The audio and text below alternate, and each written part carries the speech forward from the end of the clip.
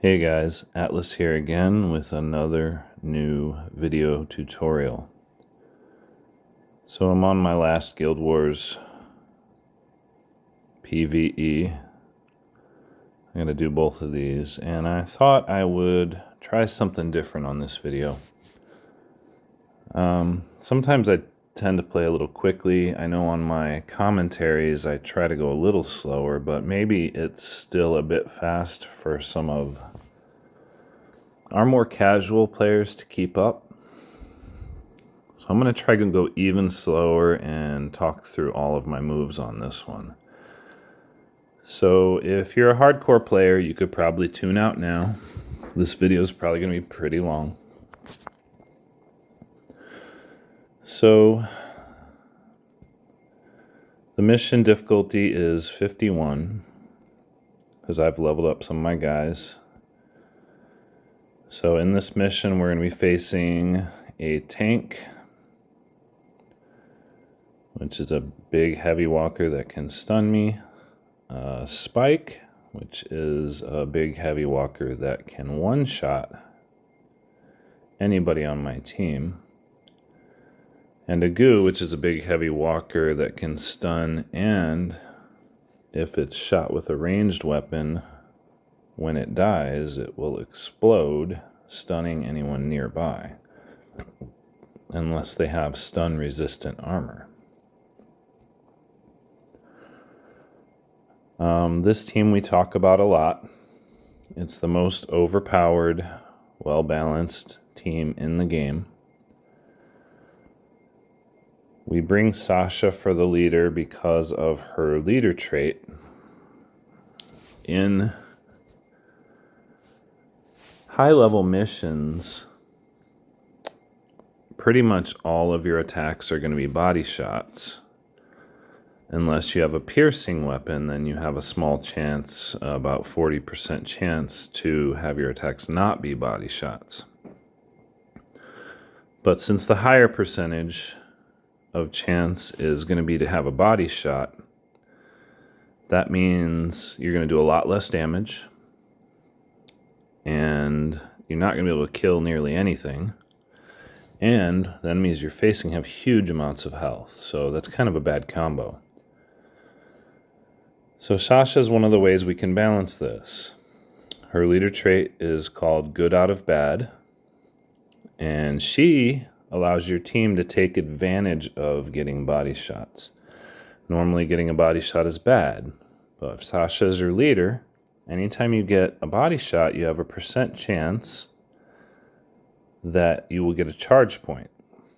Now, why is that good? When you use your charge attacks in a mission, it's always a critical hit, no matter what. Plus, you can use different things like Ruthless trait here to do more damage on your charge attacks. I have Ruthless also on my armor.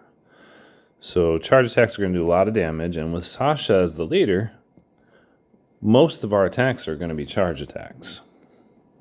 Now, you might not have her as well promoted as I do, and that's not necessary. You know, just even with a weaker Sasha, you're still going to be able to do very, very well. I was killing these missions before my Sasha was anywhere near this strong. Now it's just easier. Before it was easy, now it's like super easy. Anyway, Sasha is set up with all offensive badges.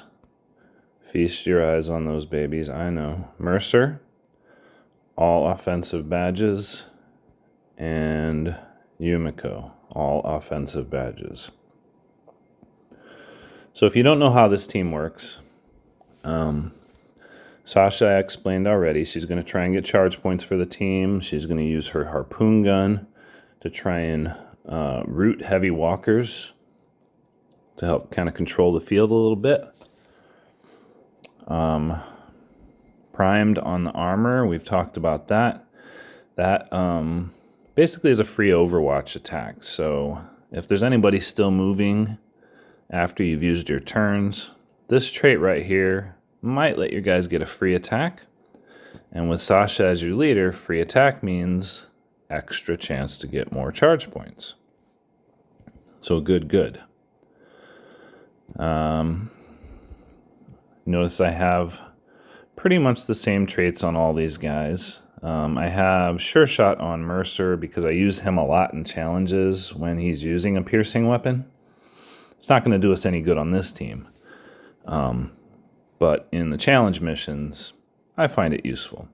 Is it more useful than Vigilant trait? Someone asked me. No, they're both pretty good. And I wouldn't say that one's more advantageous than the other. At least not worth wasting your reroll tokens. If you already have one, keep it. But otherwise, they have all the same traits. If Assaults could get critical aim, I'd have critical aim on him, but they can't. All right, so the weapons I bring are the harpoon gun. Mine has cripple on it. It's the Nation Wars version. If you don't have this one with the cripple on it, cripple trait down here, it's okay. Any harpoon gun with these traits over here of large caliber, lucky, and normally this one's destructive. That's a good weapon, and it doesn't have to be winter. It can be the regular harpoon gun, as long as it doesn't have piercing. No piercing. Sasha leader, piercing bad. All right, on Mercer, I've been talking to a couple guys about this. There's a lot of great assault weapons out there now, and you've seen videos with me using all of them. Okay, depending on the mission, I'm going to use a different rifle. The Commonwealth Obliterator is a big favorite of mine. The new Champion Assault Rifle, the Hazard Bulldozer, all great weapons. Not to mention Rosita's and Rick's rifles, also great weapons. But for Guild Wars, I still like the trusty Decimator. Now, I have some Decimators with tactical. I think I have at least one in here somewhere in this pile of... Yeah, there it is. But since I now have the armor... Get that out. Since I now have the armor with tactical, I've reverted back to using my Obliterator with lethal. Just a little more damage. So that's Mercer. We know he's a big shredder. Okay, and Yumiko, I think still the overall best weapon in class for Guild Wars is the Savior Pistol. It's got good range, lucky, good chance to set things on fire, and infused with cripple. It's all around great weapon. I've been trying to get them to make a weapon like with these traits, but like the machine gun pistol. Where's the machine gun pistol? Yeah, so not that one, but like this one, but with burn also and long range. But we'll see if they ever do that. I don't know, maybe. Anyway, that's enough about the team. So let's get started. The mission goal is kill walkers and exit. So we don't know how many walkers, but we'll jump into the mission and find out.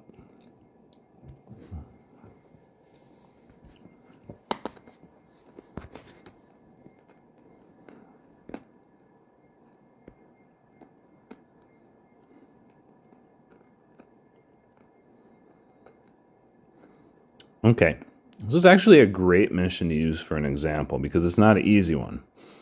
And it's also a good example of why the Commonwealth Obliterator or any obliterator isn't ideal, because since you can't shoot around corners on this, Commonwealth Obliterator is going to have a hard time getting charged up in a mission like this compared to the Decimator.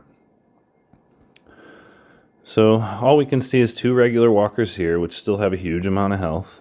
My guys can't do anywhere near that kind of damage, even with the charge stat. Well, Mercer can, but only if he's got the cookies buff. So we know we have... I know there's a spike in there. I think a tank and a goo. I'm mainly concerned about the spike. Since there's a spike and there's at least one other heavy walker, I can be comfortable that there's only one spike. Unless it's a kill the boss. Kill the boss walker kind of breaks the rules a little bit. Sometimes you can have two heavies of the same type in that kind of mission. But this is just a simple kill walkers and exit, so I can feel confident there's only one spiked walker. So my first thing to do here is, I'm not in a hurry to run over to the exit or anything. I'm going to shoot one of these guys. On this type of mission, there's no way to get across the top. There's a similar fenced mission where you can kind of squirt through the top up here. But as you can see, this one's blocked off at the top, so I definitely don't want to go up there. My primary path is going to be to slide along the bottom this way. Okay, if I try to go on the top there, that's going to be a little nasty. So we're going to ignore this guy for now. Unless he comes over to me, then we'll deal with him then. But once I've committed to what I'm going to do, where I'm going to go, and I normally do this very fast when I'm playing, you know, because like this whole mission, it'd take me like 2 minutes or less, most likely. But what am I going to do is I'm going to think about using Yumiko to kind of check for other enemies. And you can do this by just dragging your little path out here.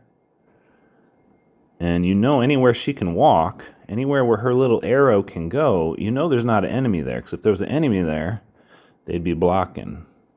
Right? Like there might be one there. I'm not sure if she can't walk that far if there's an enemy there, but we're going to assume there's an enemy there. So what I'm going to do is I'm going to slide Mercer down here because he can already reach the walker there, but we're going to move him a hair closer so that way I can move Sasha over. And then I'm going to have Yumiko pop this guy. And I'm going to have Mercer shoot him again. And Sasha shoot him again. All right. She's got an extra half action because she's got tactical trait and she didn't move. That's okay. I'm going to leave her there. She's safe right there. I'm going to hit end turn. Okay. So that guy wandered off. I think he's right here. No, he's not. So where did he go? I think he went in this, maybe this little cubby over here or something, or maybe he just went that way. I don't know. We'll find out in a minute. So I shoot that walker. Now Mercer's charged. There he went. Okay. So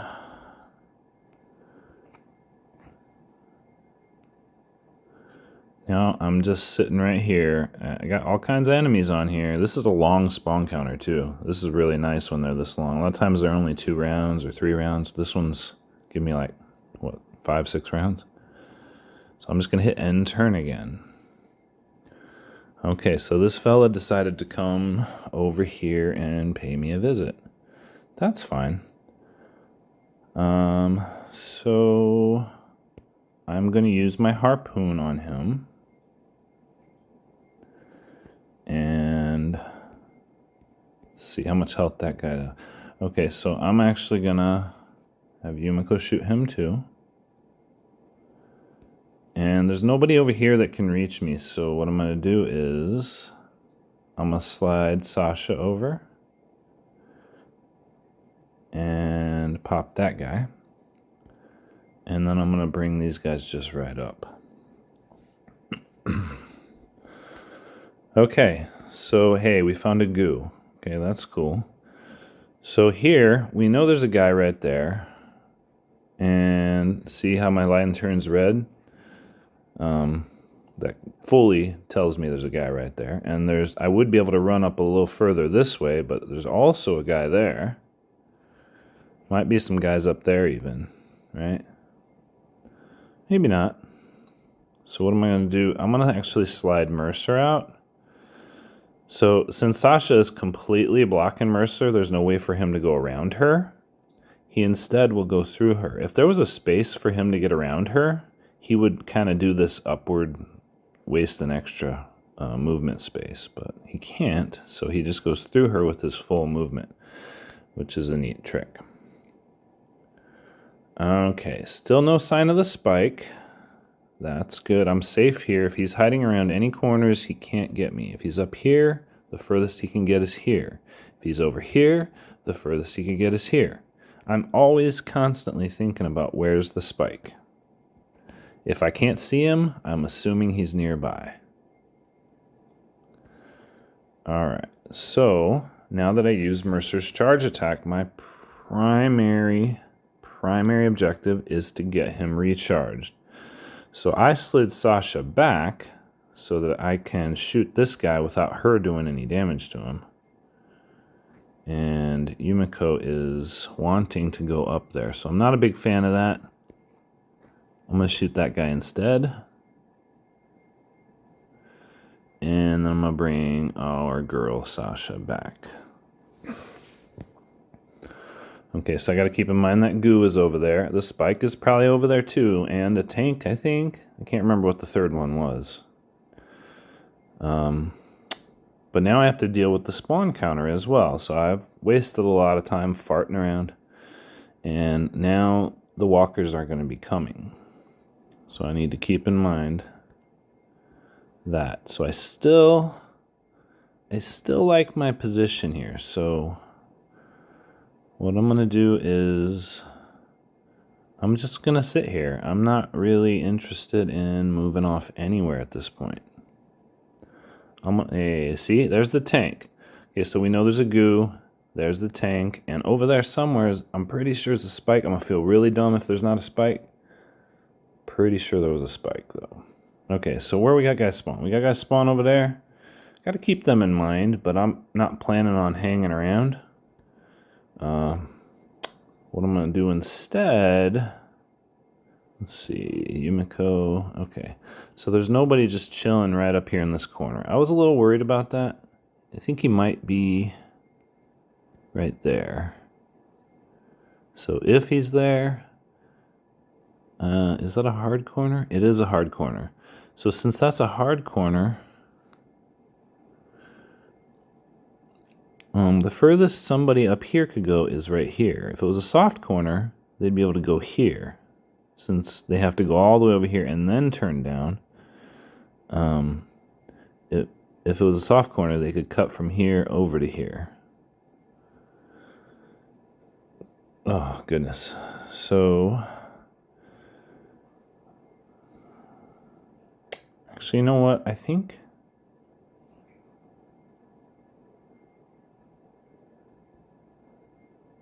I have some decisions to make here. I think what I'm going to do is I'm actually going to have Sasha pin that guy so he can't come over.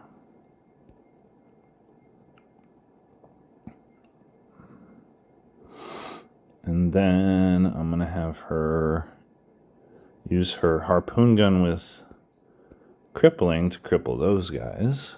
How much health that guy got? So... if I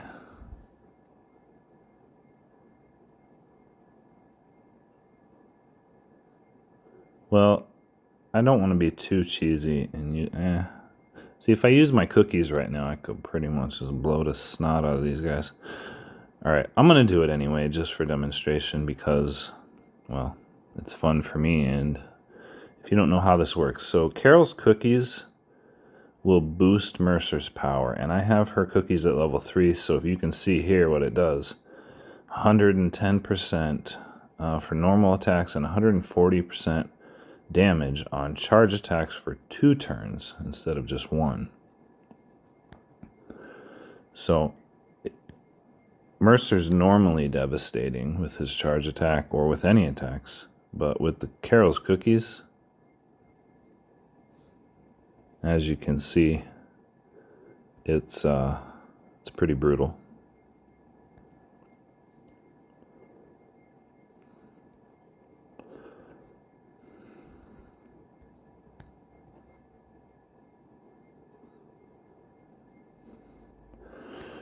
All right, so I want to squirt through this gap. I don't think there's any more enemies waiting for me right there. So,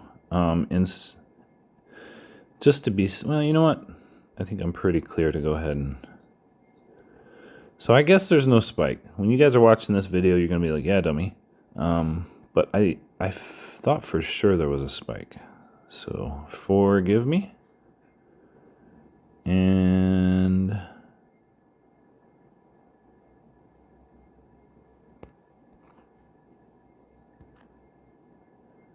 where he could be hiding.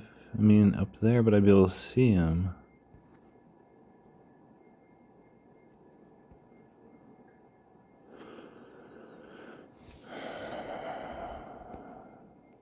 All right. So I brought Sasha up there really kind of twofold. I was just double checking in case there was any hidden little crannies a Spike might be hiding. I didn't think so because I checked with Yumiko with her path. Plus I wanted to root him and stun those guys and then use her charge attack against all three of these guys, her extra bonus attack from her charge on all three of these guys to recharge her for next round. Plus, if she's coming this way behind these guys, she's not really going to be able to do much to help. So I got Mercer here. He's still got an attack available.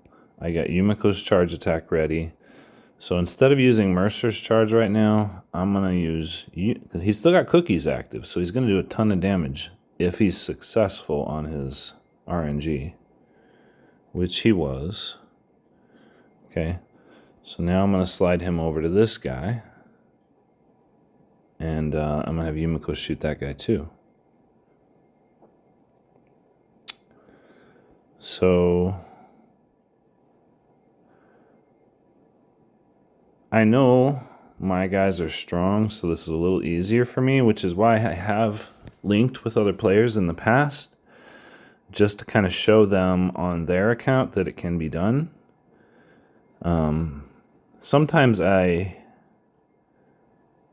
regret that my guys are buffed up so much because I can't really show. It's just a little easier. Mercer kills things a little faster. Sasha recharges guys a little faster. Not a lot faster, a little faster. Things like that. But hopefully this video helps some of you players that are still trying to dip your feet into the competitive battlefield. And if you find this helpful, let me know, and I can maybe do some more. And if there are any questions that aren't answered by this video, maybe I missed something, or something's still confusing to you. I know a lot of people will tell me that I made a wrong move, or I did this, or I did that, or why did I choose the weapons that I choose? Maybe this other weapon's better, or this other armor's better. Feel free to ask me. I don't know everything, but I have been at this for a long time, so I do know a lot of things. So happy to have your questions. And all right. Hope this helps.